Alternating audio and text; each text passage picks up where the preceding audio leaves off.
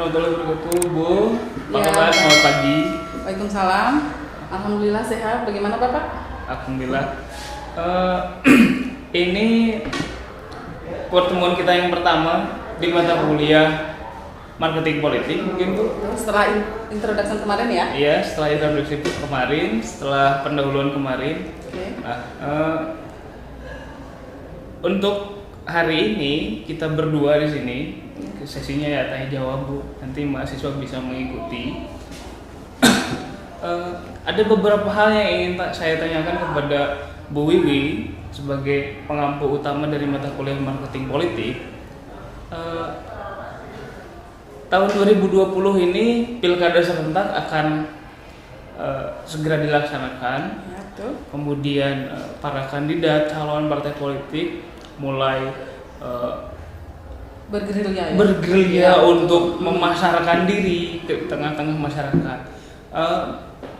Menurut Ibu, apa sih sebetulnya esensi dari marketing politik itu? Oke, langsung saya jawab ya. Iya. Oke. Sebenarnya ini harus digarisbawahi. Tadi Pak Faisal mengatakan bahwa mereka memasarkan diri. Nah, ini harus dibawahi bahwa konsep marketing politik itu sendiri, walaupun memang dia diangkat dari atau perpaduan lah ya istilahnya dari konsep bisnis ya, ekonomi. Tapi sebenarnya di sini konsep marketing politik ini memang konsepnya itu marketing dari bisnis dan ekonomi ya. Akan tetapi dia menggunakan metode dan hal-hal yang terkait dengan seperti apa di dalam dunia politik itu. Dan yang harus dibuat tadi pemasaran diri. Nah, ini sebenarnya dalam marketing politik bukan memasarkan dirinya ya. Atau si kandidat ini dipasarkan dianya gitu. Ya, atau presiden itu presidennya yang dijual gitu. Bukan, tetapi lebih kepada bagaimana cara kandidat ataupun partai politik, kandidat caleg ya, calon legislatif, mungkin juga presiden, itu kepala daerah yang sebentar lagi 2020 ini menjual program, menjual istilahnya apa ya, hal-hal yang terkait sebenarnya apa sih yang sedang dibutuhkan oleh khalayak atau istilahnya kalau di sini konstituen ini dianggap pasar ya. Pasar ini sedang butuh apa? Mereka itu sedang membutuhkan hal-hal yang sedang viral kesannya. Sedang apa sih yang sebenarnya mereka butuhkan saat ini? Karena memang kebutuhan, sekali lagi saya tekankan, kebutuhan dari tahun ke tahun atau dari periode ke periode khalayak itu berkembang ya. Dan harus digarisbawahi bahwa ini bukan menjual kandidat, tapi bagaimana ya, karena memang ini apa sih program ditawarkan demi memajukan atau membuat aspirasi itu masyarakat itu terbawa sampai tingkatan agregasi misalkan ya, sampai pada tingkatan level kebijakan gitu. Yang diinginkan tuh apa masyarakat itu harus jelas, karena sekarang masyarakat itu sudah pintar, cerdas. Pemilih sekarang, pemilih kita, masyarakat kita itu sudah cerdas, jadi tidak bisa dibodoh-bodohin. Mungkin yang harus digarisbawahi itu bukan memasarkan, tapi dirinya, tapi lebih pada apa program. Karena memang masyarakat ini tidak boleh dianggap sebagai objek, dia adalah subjek. Subjek ya. Dalam marketing politik, masa adalah subjek. Iya, masa subjek. Karena disitulah kenapa bisa dianggap subjek, karena mereka lah yang sebenarnya mengambil keputusan. Membuat keputusan atas kontestasi politik itu, ya. Kemudian kenapa marketing politik ini dikaitkan dengan demokrasi misalkan ya? Karena apa? Karena mereka lah yang akan berpartisipasi menentukan siapa yang akan memimpin mereka. Karena di zaman yang sekarang serba canggih, apa sih yang tidak ada ya di media gitu? Apa sih yang masyarakat tidak bisa temui di media? Itu semua ada. Malahan sekarang kalau hanya sekali kalau kandidat misalkan mereka memasarkan program-programnya melalui hanya baligo foto yang dipasang di pohon-pohon di pinggir jalan, itu sudah mulai tidak terlalu efektif. Nah, mereka sekarang zaman sudah berbeda, zaman sudah milenial, generasi pun ada generasi milenial ya. Teman-teman di sini pasti akan paham bahwa sekarang generasi sudah mulai berubah gitu. Bahkan generasi milenial pun sekarang sudah tidak hanya yang berumur belia atau 20 tahunan gitu, tapi ibu-ibu rumah tangga bahkan sekarang siapa sih yang tidak kenal gadget Iya. Sambil masak pun tidak sengaja mereka bisa melihat iklan politik. Mereka akan melihat visi misinya apa. Nah, sekarang zaman sudah berubah, pemilih sudah mulai pintar. Jadi semua keputusan pada dasarnya kalau sekarang kita lihat demokrasi hubungannya jelas ada. Mereka yang berusaha, mereka berpartisipasi langsung. Mungkin sedikit ya tentang marketing politik zaman sekarang seperti apa. Nah, hati-hati sebagai kandidat atau calon, silahkan lebih cerdas dalam membuat program, dan saya harapkan program itu berkelanjutan, tidak pada saat mereka butuh saja mereka terus intens ya teman-teman di sini ya. Padahal hanya sebatas kalau udah selesai sudah. Gitu. Jadi hanya sekadar untuk meraih simpati publik, kemudian setelah itu tinggalkan. Itu tidak akan bertahan lama. Sedangkan sekarang apapun harus berkesinambungan. Seperti itu mungkin. Ada kontinuitas dari marketing politik berarti ya? Jelas. Yang ditawarkan di dalam marketing politik adalah kontinuitas dan kesinambungan. Ya, jadi jelas. yang paling pokok di dalam marketing politik itu visi dan misi, seperti itu, gagasan. Ya, dan menjaga ini si konstituen ini masih tetap bersamanya lah istilahnya, loyalitas ya. Tapi memang tidak bisa dipaksakan ya. Ini tergantung si pembuat atau tim sukses ya, yang membuat strategi marketing ini, bisa nggak dia itu membuat program yang memang berkelanjutan, dijaga konsepnya, jangan ditinggalkan. Setelah terpilih ditinggalkan, dia juga akan ditinggalkan. Karena apa? Negara Indonesia adalah negara berkembang yang sangat sulit diprediksi. Suhu politik atau dinamika politiknya itu sangat kompleks. Kita tahu ya, lebih dari 15 partai politik, 20 misalkan tepatnya gitu kan, 20 berapa misalkan partai politik. Jelas itu masing-masing memiliki visi misi yang berbeda. Terus bagaimana cara mereka memasarkan dirinya, memasarkan program-programnya, misalkan seperti itu. Jadi tidak bisa ditinggalkan. Itu kalau memang ini bisa berkesinambungan. Ya. Dan karena marketing politik ini berbeda dengan kampanye politik. Karena apa? Kampanye politik itu merupakan salah satu bagian dari marketing politik. Karena kampanye politik itu ada waktunya. Ada rentang waktu. Ada rentang waktu ya. Kalau marketing politik tidak ada rentang waktu. Selama dia bisa menjaga, kemudian membuat tetap capable di mata khalayak, elektabilitasnya tetap tinggi, ya masih bisa bertahan itu. Seperti itu mungkin. Jadi antara kampanye dan marketing itu ada perbedaan, walaupun kampanye itu adalah bagian dari marketing politik. Ya, jelas. Demokrasi hari ini, seperti beberapa pakar mengatakan bahwa kita memasuki demokrasi digital. Nah, menurut pendapat Ibu, marketing politik yang efektif itu yang bagaimana, dan yang efektif itu atau yang manjur itu apakah melalui media sosial atau seperti biasa saja, atau bagaimana sebetulnya yang efektif itu? Kalau media, untuk terkait media ini tergantung di mana pasar dia, atau di mana dia posisi segmentasinya, di mana dia segmentasi mana. Tapi yang pasti untuk media sosial itu tidak bisa ditinggalkan, harus tetap ada ya.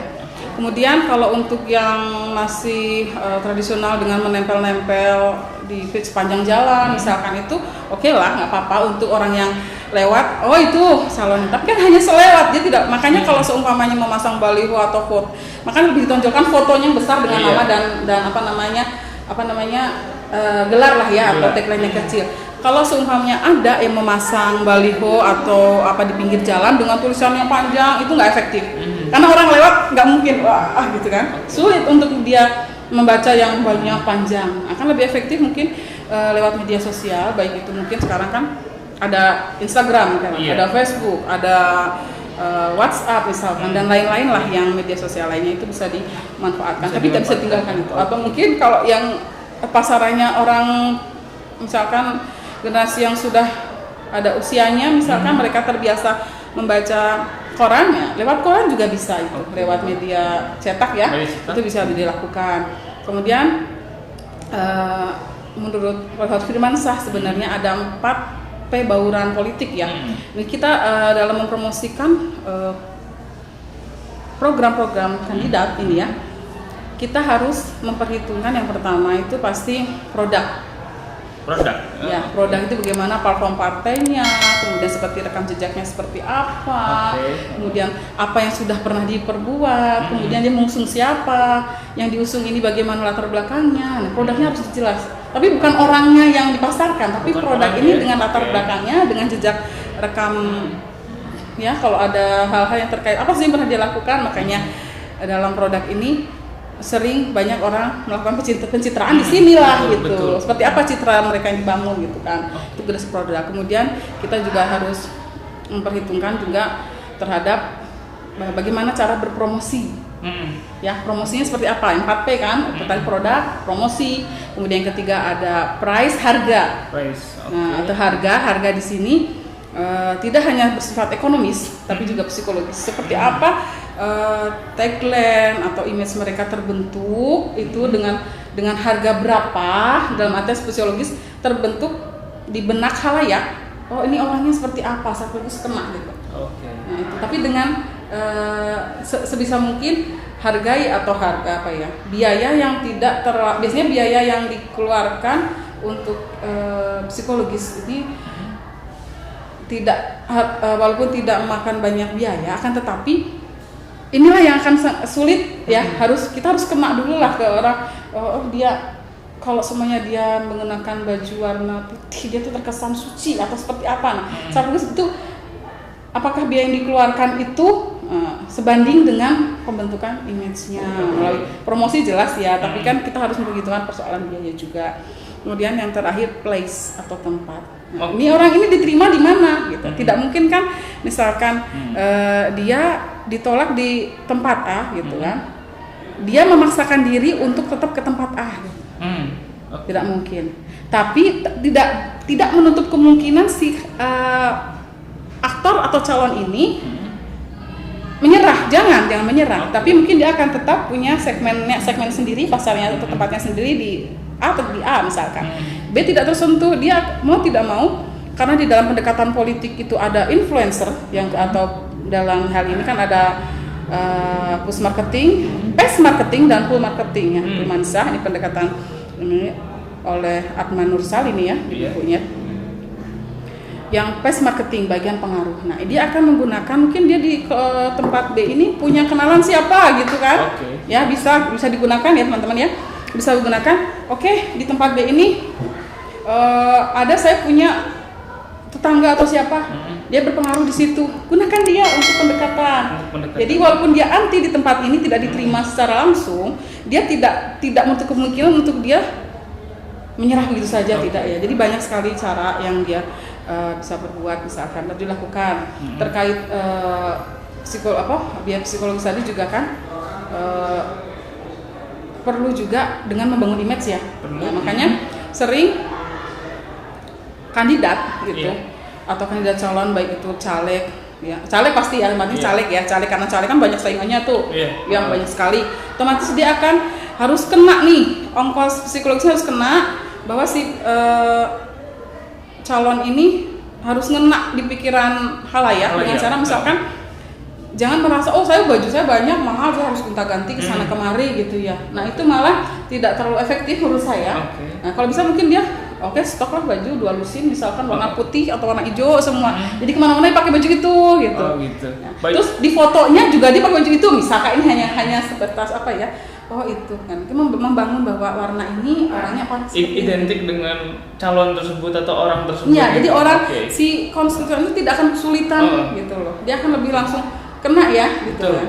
Itu salah satu bentuk modal sosial juga, saya pikir sosial. Orang mengenal itu melalui apa yang dia sudah terbangun gitu dia.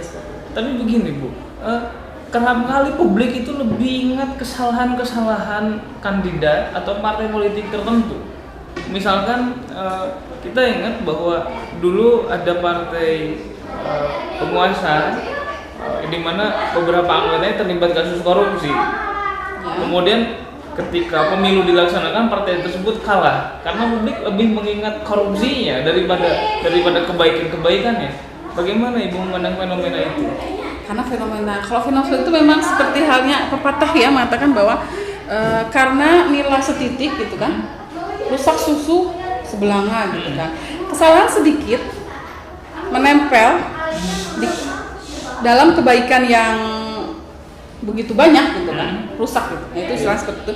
Tapi tidak perlu khawatir sebenarnya, karena memang bisa melalui proses, walaupun mungkin panjang prosesnya, tapi tetap harus dilalui dengan berbagai macam cara ya, pendekatan secara langsung. Makanya ini ada, selain kita menggunakan pengaruh orang atau pas marketing, ada juga push. Kita mempush itu dengan cara kita langsung terjun ke lapangan, misalkan selain promosi full marketing dengan pembangunan image dan lain-lain. Membangun image penting, tapi kita harus membangun empati atau simpati halayak pada kita, karena push marketing itu dibutuhkan untuk membuat ya teman-teman ya, alasan kenapa sih saya harus ke TPS, apa gunanya saya ke TPS sih gitu kan. Ya, itu dibangun dari karena kemarin pada saya susah itu dia datang, misalkan dia membantu saya, dia membangunkan rumah saya yang kena angin puting beliung misalkan dan lain-lain, itu dibutuhkan. Makanya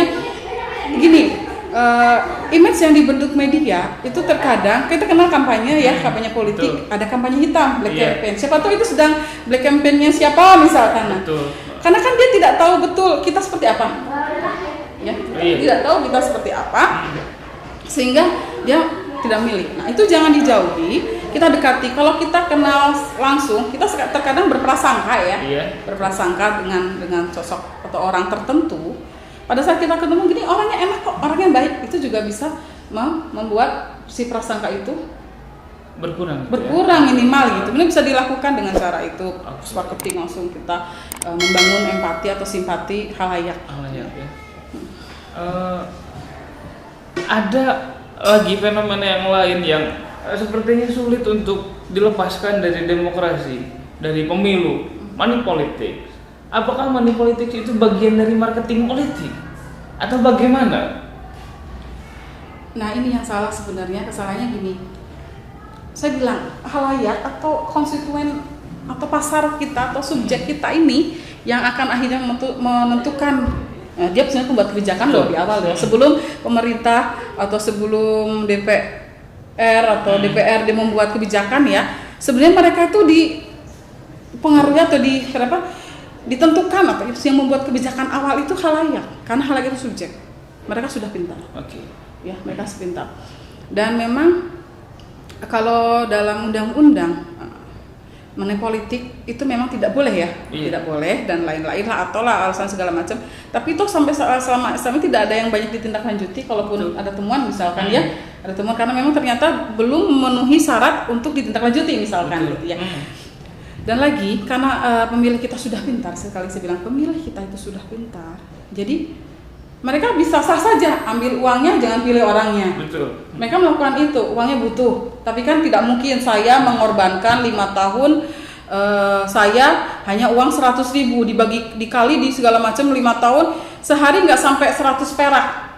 Itu untuk kebijakan selama 5 tahun. Mereka akan kita ambil uangnya, jangan pilih orangnya, misalnya gitu. Nah, mereka nggak salah, dikasih. Betul. Kan tidak ada bilang, ini kamu saya kasih uang, tapi kamu pilih saya.